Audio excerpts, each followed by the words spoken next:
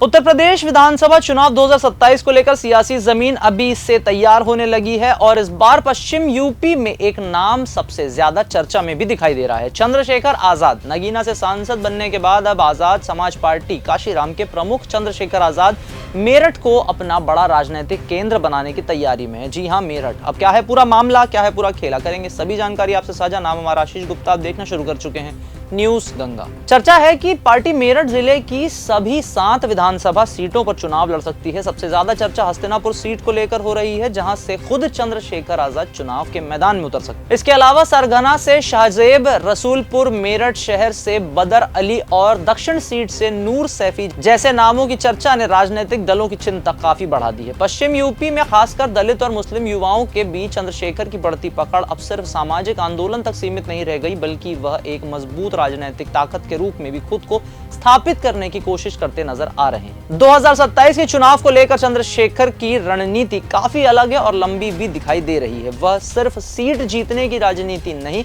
बल्कि अपना स्थायी वोट बैंक तैयार करने की कोशिश कर रहे हैं। हस्तिनापुर जैसी सीट को चुनना भी इस रणनीति का हिस्सा माना जा रहा है। यह सीट दलित राजनीति का बड़ा प्रतीक मानी जाती है और यहां से जीत को सत्ता की दिशा तय करने वाला संकेत भी समझा जाता है। दूसरी तरफ मेरठ, सरगना और दक्षिण जैसी सीटों पर मुस्लिम और दलित समीकरणों को साधने की कोशिश साफ दिखाई दे रही है।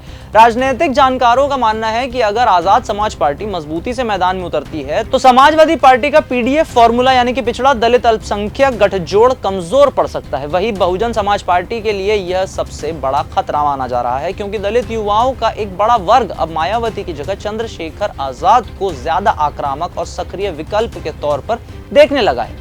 भाजपा भी इस बदलते समीकरण पर नजर बनाए हुए है, क्योंकि दलित वोट बैंक में सेंध किसी भी पार्टी के लिए बड़ा नुकसान साबित हो सकती है। असल में चंद्रशेखर आजाद की राजनीति अब आंदोलन और संगठन से सत्ता की तरफ बढ़ती दिखाई दे रही है। उनकी कोशिश सिर्फ विरोध की राजनीति तक सीमित नहीं, बल्कि जमीन पर अपना स्वतंत्र राजनीतिक आधार खड़ा करने की भी है।